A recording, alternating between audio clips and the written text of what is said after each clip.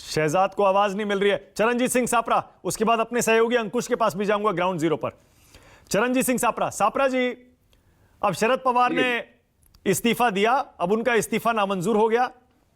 शहजाद पूनावाला कह रहे हैं वो एमवीए में इतना झगड़ा चल रहा था, उसके लिए पवार साहब ने इस्तीफा दिया और अपना मकसद हासिल कर लिया, और अब एमवीए में शरद पवार साहब असली बॉस हैं, ये उन्होंने दिखा दिया, उद्धव ठाकरे नहीं है।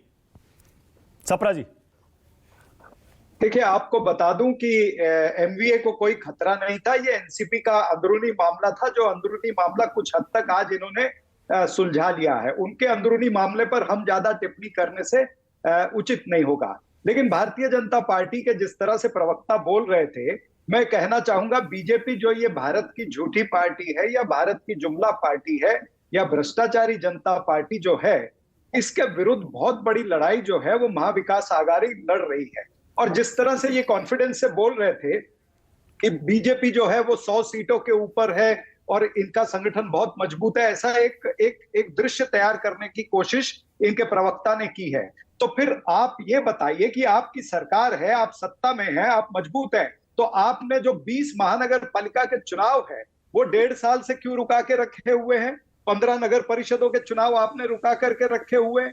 ये पिछले 1.5 साल में जितने चुनाव हुए हैं, जितने उपचुनाव हुए, चाहे वो अंधेरी का उपचुनाव हुआ या फिर पुणे के नजदीक कासरगोड का चुनाव हुआ, ये सारे चुनाव तो भारतीय जनता पार्टी हारी है। आप तो जो एमएलसी के चुनाव हुए वो भी सीधे हारे हैं। तो हार पर कासरगोड कहां से आ गया भाई? और आप चैनल पर आकर के झूठ बोलते हो कि हम बहुत मजबूत है, हमारा संगठन मजबूत है, वगैरह वगैरह। तो भारत की जो झूठी पार्टी है उसने ये मानना चाहिए कि आज वो कमजोर हैं, और उनके साथ में जो 50 खोखे सब कुछ ओके वाले लोग हैं, जिनको 50-50 करोड़ रुपया देकर के देखिए सापरा जी, वो भी बहुत कमजोर। सापरा जी देखिए, टीवी डिबेट में आप कितनी भी कोशिश करिए, इनकी एक कोशिश थी, इनका एक प्रयास था। सापरा जी रुकिए ना, इनका एक प्रयास था ऑपरेशन लोटस करने का, जो ये सक्सेसफुल नहीं हुए हैं। ओके, अब देखिए सापरा जी ने आखिर में आके वो बात कही ना कि ऑपरेशन लोटस की कोशिश थी लेकिन नाकाम हो गई। सापरा जी, आप कितनी भी कोशिश करिए एनसीपी पर या एनसीपी के नेताओं पर, अजीत पवार पर निशाना साधने से कितना भी बचिए, लेकिन आपके बड़े बड़े नेता तो महाराष्ट्र में खुलेआम बयानबाजी कर रहे हैं। पृथ्वीराज चव्हाण ने तो कह दिया अमित शाह से 3 बार मुलाकात हो चुकी। नाना पटोले कितनी बार खुलकर कह चुके कि अजीत पवार और एनसीपी के बहुत सारे नेता बीजेपी में जाने को बेताब बैठे हैं, और जो शिवसेना यूबीटी की तरफ से कहा जा रहा है वो तो अलग है ही। मान लीजिए ना, एनसीपी में सब ठीक ठाक नहीं है। देखिए, एनसीपी में ठीक ठाक है या नहीं है, उससे हमको कुछ लेना देना नहीं है, वो उनका अंदरूनी मामला है, वही मैंने कहा है। और उस अंदरूनी मामले को आज बहुत बड़े हद तक उन्होंने सुलझा लिया है। सापरा जी देखिए, अंदरूनी मामला तब होता अगर एनसीपी का आपकी पार्टी से कोई लेना देना नहीं होता। महाविकास आघाड़ी में 3 घटक हैं, उसमें से अगर एक पार्टी टूटने की कगार पर पहुंचती है तो एमवीए पर भी असर पड़ता है। इसीलिए मैं आपसे पूछ रहा हूं, इसे एनसीपी का इंटरनल मैटर मत बताइए। मान लीजिए कि न सिर्फ एनसीपी टूटने की कगार पर थी बल्कि एमवीए भी। नहीं, बिल्कुल एमवीए जो है वो कहीं भी टूटने वाला नहीं था। मैं आपको याद दिलाना चाहूंगा कि अजीत पवार ने खुद कहा कि मैं मरते दम तक एनसीपी में रहूंगा, आखिरी सांस मेरी एनसीपी में निकलेगी। ये उनका उन्हीं के शब्द थे ना, आप भूल गए तो मैं मतलब शिवसेना यूबीटी जो सामना में लिख रहा है वो झूठ है। देखिए, अखबारों में जो आता है या जो अटकलें आप लगाते हैं वो आपका अधिकार है, अटकलें लगाने का आपका अधिकार है, आप परम्यूटेशन कॉम्बिनेशन लगा सकते हैं। तो क्यों दिया पवार साहब ने इस्तीफा, आप ही बता दीजिए। चलिए, पवार साहब ने इस्तीफा क्यों दिया? भाई, जो आज की वस्तु स्थिति है उस हिसाब से मैं कह रहा हूं कि एनसीपी का अंदरूनी मामला था, एनसीपी ने उसको बहुत हद तक सुलझा लिया है। और महाविकास आघाड़ी जो कॉमन मिनिमम प्रोग्राम के तहत बनी थी, वो कॉमन मिनिमम प्रोग्राम के तहत चलेगी। हमारे जो वज्रमुठ के इतनी बड़ी 3 रैलियां हुई है, मुंबई में रैली हुई, नागपुर में रैली हुई, उससे पहले संभाजी नगर में रैली हुई है, लाखों की संख्या में लोग आए हैं। भारतीय जनता पार्टी शहजाद पूनावाला, शहजाद चरणजीत सिंह सापरा कह रहे हैं बीजेपी ने ऑपरेशन लोटस चलाया लेकिन शरद पवार ने उसे फेल कर दिया अपने इस्तीफे से, मास्टर स्ट्रोक था वो। शहजाद नहीं, क्या उनका आरोप यह है कि इनके सारे जो बचे कुचे विधायक है वो सारे बिकाऊ है, टिकाऊ नहीं है? दूसरी बात, सापरा जी की जानकारी की डेप्थ उससे पता चलती है कि पुणे में जो बाइपोल हुआ वो कस्बा पेट का था, वो उसको कासरगोड कह रहे हैं।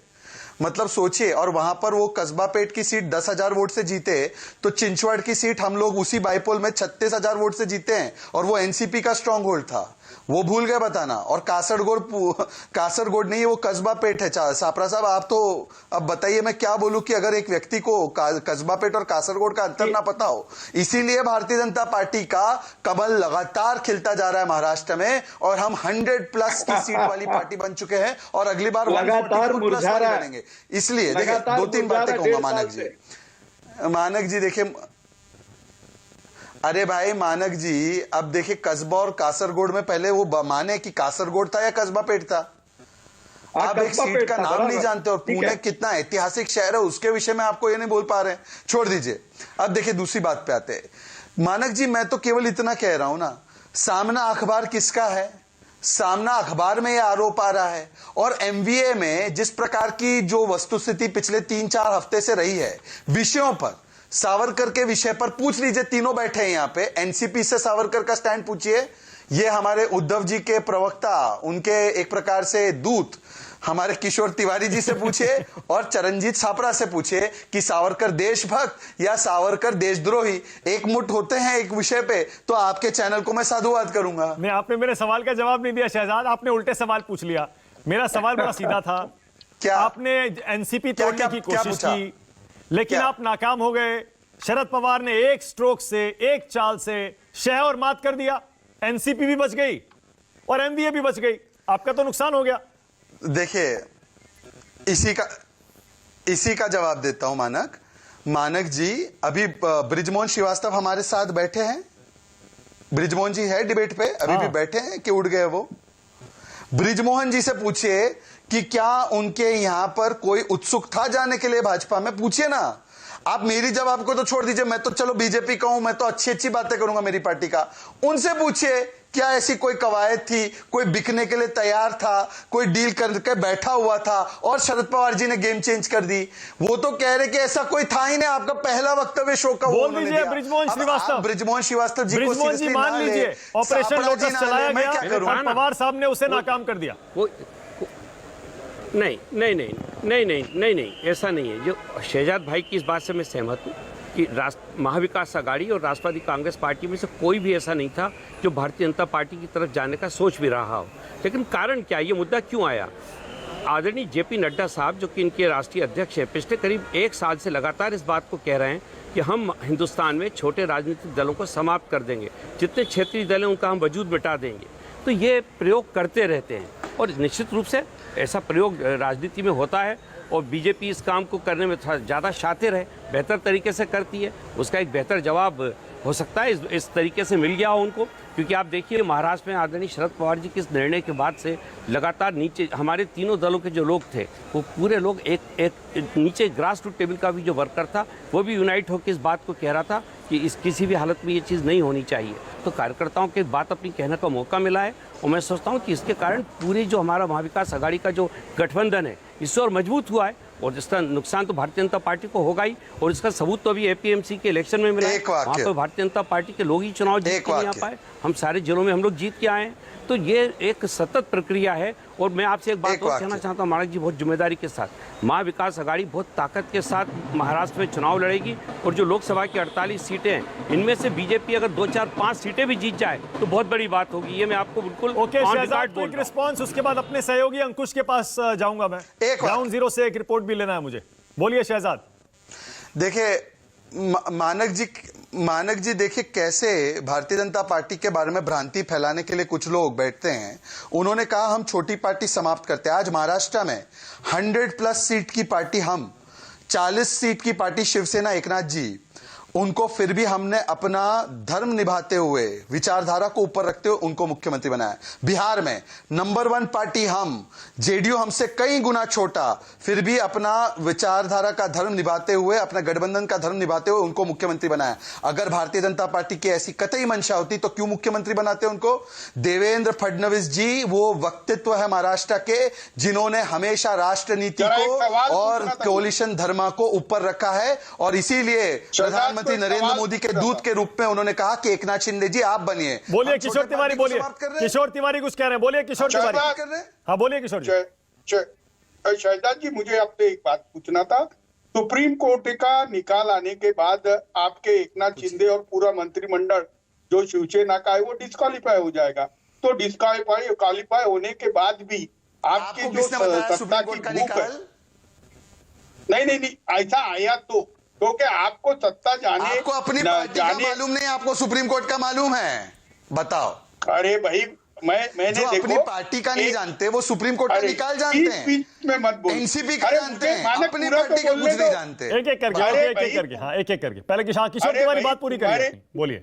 अरे मैं बात पूरी कर लेता हूँ कि मुझे बीजेपी का बहुत कुछ मालूम है, क्योंकि मैं जब बीजेपी का सक्रिय फुल टाइमर था, जब शहजाद कांग्रेस का राहुल गांधी का एक सिपाही हुआ करता था। तो मेरी बात सुन लो कि मैं ये बताता हूँ आपको कि बीजेपी सत्ता के बिगड़ रह नहीं सकती, ये फाइनल है। सत्ता के बिगड़ ये नहीं रह सकती, फाइनल है। तो अगर एकनाथ शिंदे ही डिस्क्वालीफाई हो जाए तो फिर कैसा करना, इसलिए आपने ही फीलर जोड़े। बेचारे अजीत पवार को क्लियरिफिकेशन देते आपके आईटी सेल का ही ये सब बच्चा है। और मैं अभी आपको बता रहा हूं कि आपका प्रयोग महाराष्ट्र में फेल हो गया है, और आने वाले दिनों में आप जो बोलते हैं ना 100+ 40+, ये सब आपको मालूम पड़ जाएगा। महाराष्ट्र में महाविकास आघाड़ी को हराना मुश्किल है, ये देवेंद्र फडणवीस खुद कहते हैं, और उनका तो सुबह वाला प्रयोग उनको याद है। और अमित शाह जी का नागपुर का अभी के मीटिंग में एकनाथ शिंदे को ये बताना कि बेटा तुमको हम डंपिंग नहीं करेंगे, तुमको जनता ही डंप करेगी। तो ये बात क्या है? अरे आप है ना दिल्ली चले गए हो, यहाँ पर तो लोग परेशानी में है, सरकार चल नहीं रही। हमको वसूली सरकार बोलते थे, आप तो शहजाद महावसूली सरकार छोड़ के चले गए। जब तक फाइल पे पैसा रखा नहीं जाता तब तक कुछ भी नहीं होता। किशोर जी एक सेकंड, शहजाद एक सेकंड आपको मौका दे रहा हूं जवाब देने। किशोर जी आपने देखिए सारी